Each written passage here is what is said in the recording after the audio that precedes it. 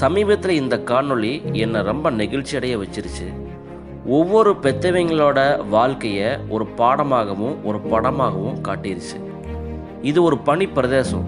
-40 நம்ம மூச்சுற காற்றே பனிக்கட்டியாக மாறுற இடத்துல இந்த கழுகு தன்னோட 2 முட்டைகளை அடகாத்து அது குஞ்சுகளாக பொறிச்சு அதை எப்படி காப்பாற்றுது அப்படிங்கிற ஒரு பாடத்தை தான் இந்த காணொளி விளக்குது. இந்த கழுகு இந்த முட்டைகளை 30லேருந்து 40 நாளைக்கு அடகாக்கணும். அப்படி அடகாக்கிற இந்த 40 நாளில் அது ஒரு அரை மணி நேரம் கூட தண்ணி குடிக்கிறதுக்கோ உணவு சாப்பிட்றதுக்கோ வெளியில் போகிறதில்ல. ஏன்னா அப்படி போச்சுன்னா அந்த முட்டையோட ஹீட் கம்மியாயிரும், குஞ்சுகளாக பொரிக்காது. ஸோ இது ஒரு தவ வாழ்க்கை. இதை பார்த்தீங்கன்னா உங்களுக்கே தெரியும், பனி சூழ்ந்து இருக்குது.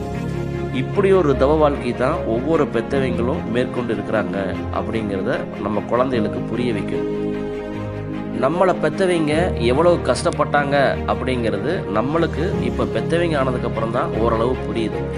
ஆனால் இப்போ இருக்கிற குழந்தைகளுக்கு அந்த புரிதல் கூட இருக்காது. ஏன்னா நாம் எவ்வளோ கஷ்டப்பட்டோம் அப்படிங்கிறது நம்ம குழந்தைகளுக்கு கற்றுக் கொடுக்கறது ரொம்ப ரொம்ப முக்கியம்.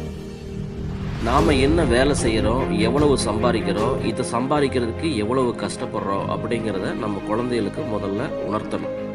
வாழ்க்கை அப்படிங்கிறது ரொம்ப எளிதானது அல்ல, போராட்டம் நிறைஞ்சது. எங்களை மாதிரியே எதிர்காலத்தில் நீயும் போராடித்தான் வாழணும் அப்படிங்கிறத நம்ம குழந்தைகளுக்கு உணர்த்திடணும். இந்த காணொளியை என்னோட பசங்களுக்கு காட்டி சொன்னது இதுதான். இந்த 2 முட்டைகளை நீங்களாக நினச்சிக்கோங்க.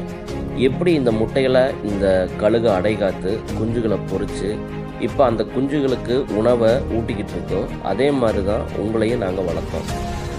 இந்த பறவையோட வேலை எப்போ முடியுது அப்படின்னா, குஞ்சுகள் ரெக்க முளைச்சி கூட்டை விட்டு பறந்துருச்சுன்னா வேலை முடிஞ்சுது.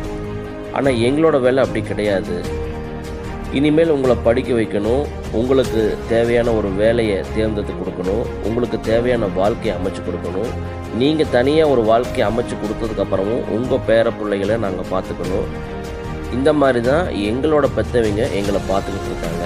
அவங்கள மாதிரி தான் நாங்களும் செய்வோம், எங்களை மாதிரி தான் நீங்களும் செய்யணும்.